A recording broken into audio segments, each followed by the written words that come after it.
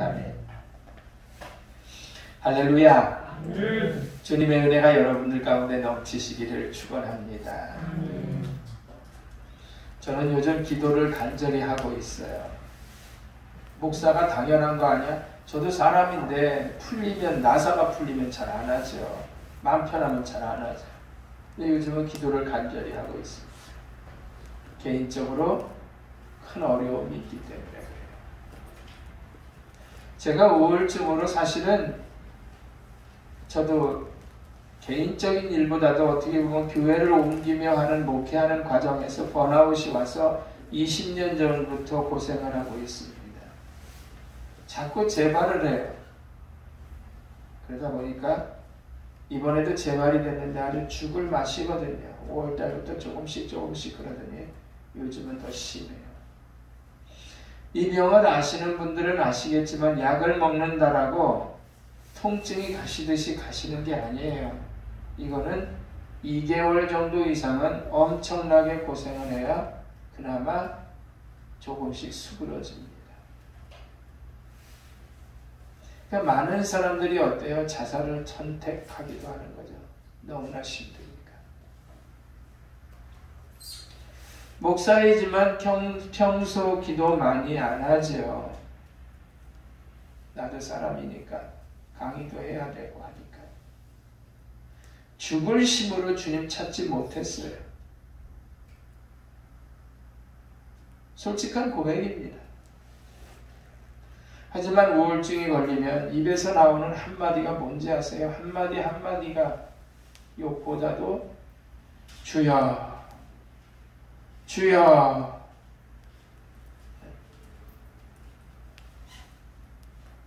다른 말은 할 게 없어요. 너무 힘드니까. 과거에는요, 요자리에 앉아서 3시간 이상 기도한 적도 있어요. 할 게 없으니까.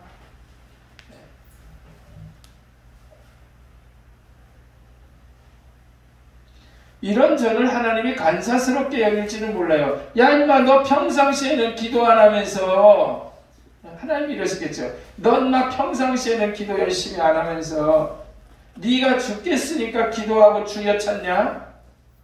여러분들도 그러시죠. 그죠? 목사가 죽게 됐으니까 그때만 주여 찾네. 저는 그래도 나름대로 간사스럽게 누가 여기고 생각할지 모르지만 작은 믿음이라도 이런 때라도 그분을 찾는 거다라고 저는 생각해요. 믿음 있으니까 찾지. 내가 아파 죽겠는데 욕 안 나오고 주님 찾겠다는 것은 주님 붙들겠다라는 얘기 아니에요. 할렐루야.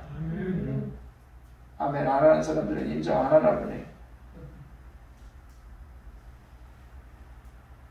그래서 그분이 저를 붙들어 주실 줄로 저는 확실히 믿는 거예요. 나 믿음 있는 거예요. 그분을 붙들잖아요. 제가 아는 귀한 믿음의 권사님이 계십니다. 가끔 저를 만나면 아주 만난 식사 대접도 해주시고 좋은 것들 선물도 해주시고 과일도 선물해 주시고 이번엔 아프다고 하니까 공진당을 또 조제를 해서 사다가 선물해 주시더라고요. 이 권사님은 유치원 원장님이세요. 우리 교회 아니고. 이분이 하시는 말씀이 목사님, 저는 새벽 기도를 평상시엔 안 하는데 원화 모집 때만 합니다. 그래요.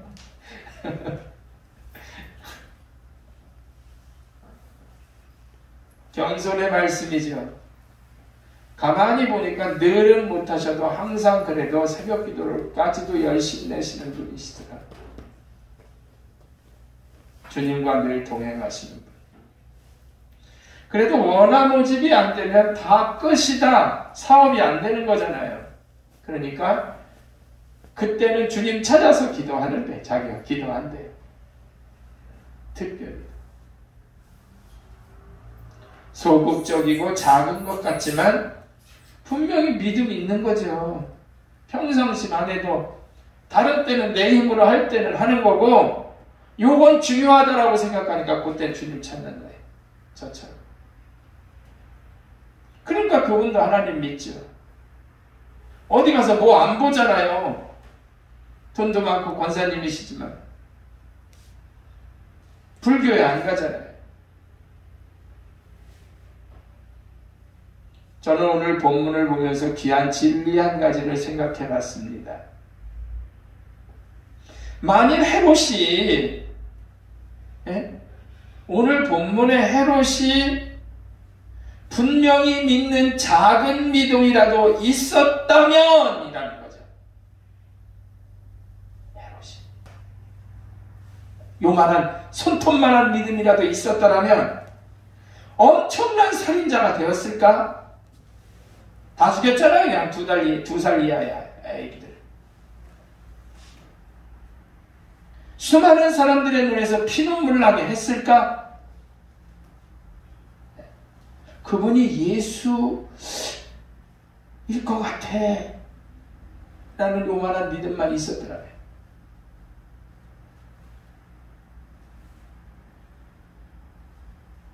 그리고 주님을 멋진 왕궁이나 호텔에서 모셨겠죠. 역사가 달라졌을 거예요. 성경도 달라졌겠죠. 마태복음 17장 20절 말씀을 보면 뭐라 그래요? 가라사대 너희 믿음이 적은 연곤이라 진실로 너희에게 이르노니 너희가 만일 믿음이 한 겨자씨만큼만 있으면 이 산을 명하여 여기서 저기로 옮기라 하여도 옮길 것이요 또 너희가 못할 것이 없으리라. 할렐루야. 아멘. 작은 믿음만 하고 있어요. 성경이 지금.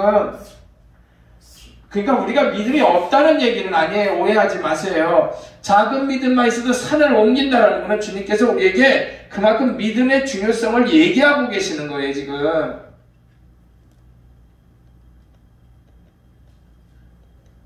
겨자씨만한 믿음이라도 가지면 산을 옮긴다라는 이 믿음, 정말로 작은 믿음이라 좀 있었으면 좋겠다라고, 가져라라고 주님께서 말씀하시는 거죠.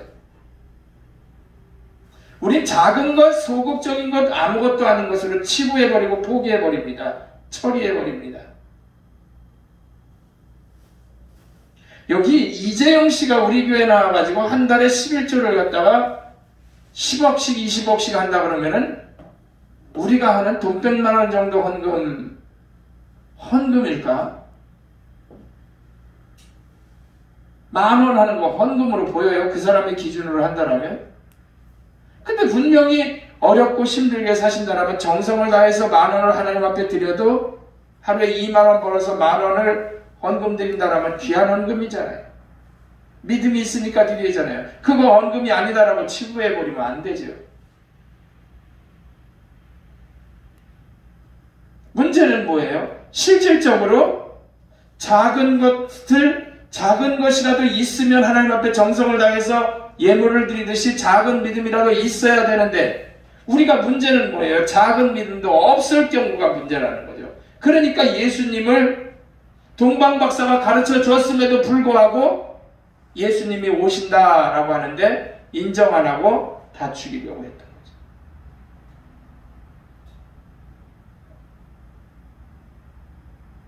이런 사람들 굉장히 많아요, 실질적으로. 그러니까 권사 집사도 전 보러 가죠. 난 어제 재밌는 것도 봤네요, 페이스북에서.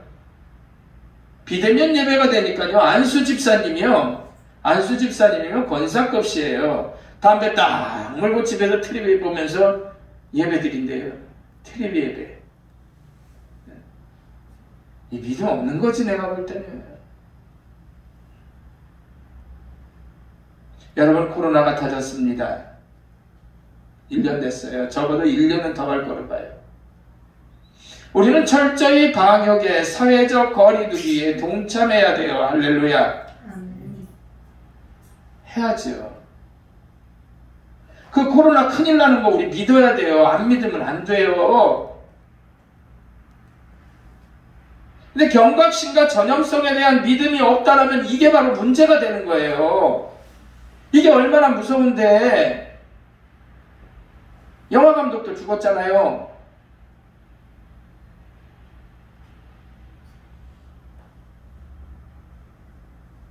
반면에 여러분, 국가에서 교회 비대면을 선포하지 않는 이상 예방을 철저히 하시고 최선을 다해서 주님 앞에 예배드리는 그러한 믿음도 또 우리가 필요하죠.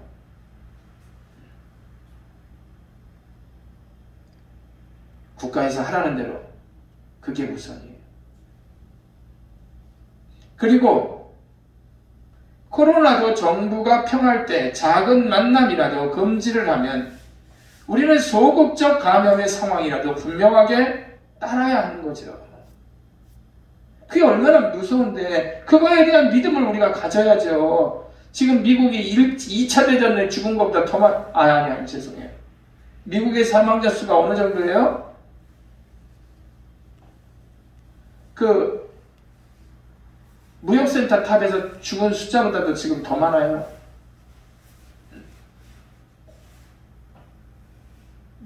코로나에 대해서도 분명하게 소극적 믿음이라도 가져야 하는 거죠. 그래야 사는 거예요. 그래야 빨리 이긴다라는 거죠. 이쪽만 믿음으로 잡으면 안 돼요. 주님이 죽어도 목숨을 걸고라도 예배드리겠다.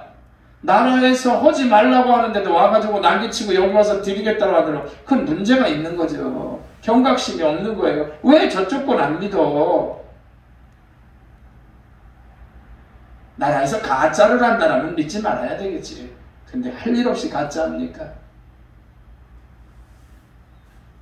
동방의 박사들처럼 먼 길에서 찾아오고 또 구세주라는 확신을 갖고 예물을 준비하는 그런 적극적 믿음을 가지면 사실 얼마나 좋겠어요. 이러지는 못할지라도 코로나도 그렇고 하나님을 경배하는 모습도 그렇고 우리가 하나님을 믿는 믿음도 작더라도 분명히 가져야 되겠죠. 크지는 못할 거죠. 없기 때문에 큰 믿음은커녕 작은 믿음도 없기 때문에 가짜라는 말씀이죠. 창세기 19장 소돔과 고모라에서 만일 조금이라도 혹시 하는 마음만 있었더라면 소돔과 고모라 성이 멸망했을 때 살았을 거예요. 어떻게 했어요? 루시 나가자라고 했을 때 그냥 따라서 나왔으면 살았을 거예요. 요만큼 믿음이라도 있었으면 다 필요 없이 그냥 따라만 갔으면 되는 거예요. 돈 내고 따라가는 것도 아니었잖아요. 창세기 7장 노아의 홍수에서도 역시 마찬가지죠. 배 타라 라고 했으니까 야 니네 배값으로 여기서 어디야 우리 최인숙 권사님이랑 제가 울릉도 독도 다녀왔어요. 둘이만 갔다라고 오해하지 마시고 자녀들도 드리고 아동센터에서 같이 갔을 때 동행해서 도와주셨거든요. 물질적으로 우리가 도움이 많이 됐어요. 그때 함께들 하셨어요. 친구들이. 자, 그거는 배를 타려면 돈을 내지만 노아의 홍수에서는 자 타라고 했을 때 뱃값 얼마씩 내? 지금으로는 10만 원씩 내? 이러지 않았단 말이에요. 근데 아무도 요만큼 믿음도 에이씨 죽긴 뭘 죽어 뭔 놈의 비가 와 결국 사망을 가진 거죠. 우리가 하나님 사랑한다고 입으로 말하면서 기도하면서 정말 이번 성탄절을 맞으면서도 우리 가족 자녀만큼 기억하냐라는 거죠. 주님 생일은 내 자녀 생일만큼 내 가족 생일만큼 기억해요. 헤롯을 욕하기 전에 내가 그만큼 주님의 생일을 생각하냐라는 거죠. 결론적으로 말씀을 드리고 마쳐요. 작은 믿음으로 승리한 나아만 장군의 이야기입니다. 단만한 믿음으로 결국 승리했죠. 3000년 전의 이야기예요. 이스라엘의 시리아라는 나라가 일본이 우리 함락했을 때처럼 시리아라는 나라가 우리를 함락해버렸거든요. 그 나라의 장군이 바로 이토 히로부미처럼 장군이 누구? 나만이었어요. 근데 그 장군이 그만 나병에 걸렸어요. 군둥병이라고 하죠. 그는 마음대로 다닐 수도 없었습니다. 사람을 만나는 것도 제한되었습니다. 왜? 전염이 있다고 믿었고 저주받은 병이라고 생각을 했거든요. 능력 있는 의사들 다 동원했죠.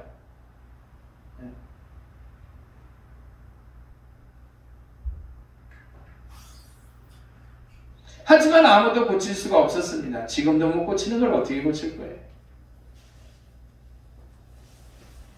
그러나 사마리아에 한 예언자가 있다라는 이야기를 듣습니다. 그곳을 찾아갑니다. 처음에 반신반의했죠. 에휴, 우리를 보면 지푸라기를 잡아야 되겠다. 믿져야 본전이다라는 마음으로 어차피 왕에게 얘기하니까 왕이 어때요? 수많은 선물 줍니다. 자기가 친서까지 씁니다. 이스라엘 왕은 그 왕의 친서를 받고 큰일 났어요. 못 고치면 나라를 갖다 그냥 왕창 그냥 다 죽일지도 모르니까.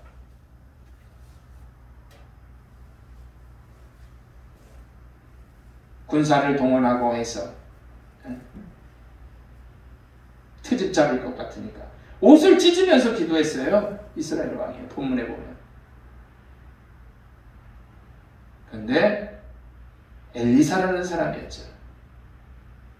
나아만을 나에게 보내십시오 라고 얘기하잖아요.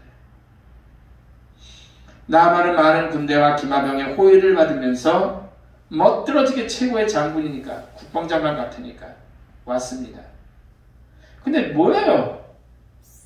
여기 조그마한 교회 같은 거죠. 어떻게 보면은 운막 같은 데서 있는데 교회로 온 게 아니에요. 집으로 온 거죠. 엘리사가 사는 곳에. 그 막 엄청나게 그냥 무슨 저 막 숭의교회 이런 데처럼 큰 교회도 아니고 군대를 몰고 막 이렇게 왔으니까요. 근데 나와보지도 않는 거예요. 나와보지도 않고 뭐라 그러니까? 요단강에 가서 7번 물에 담갔다가 나와라. 첨벙 7번 하라는. 화가 머리끝까지 났죠.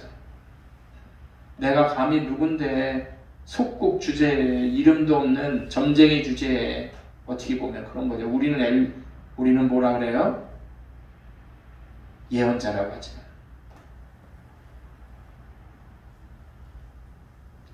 푸대접을 받아본 적이 한 번도 없는 사람이죠. 우여곡절 끝에 엘리사가 말한 대로 요단강에 가서 몸을 7번 담그었습니다. 놀라운 사실은 그가 아기의 살결같이 깨끗해진 줄로 믿습니다. 나아만은 그때서야 비로소 엘리사에게 무릎을 꿇었죠. 그리고서 이스라엘의 하나님이야말로 참 하나님임을 고백했잖아요. 뭐 가져서? 정말합니다. 혹시나 하는 지푸라기라도 잡고자 하는 소극적인 작은 믿음이 그를 온전케 한 거죠. 작은 소극적 믿음이라도 여러분들이 분명히 가지시기를, 주님 모시는 것, 그래 내 주님이야, 나의 주님이야, 그리고 주님을 진심으로 믿음으로 맞으실 수 있는 여러분들 되시기를 주의 이름으로 부탁드립니다. 기도합니다. 하나님 감사합니다.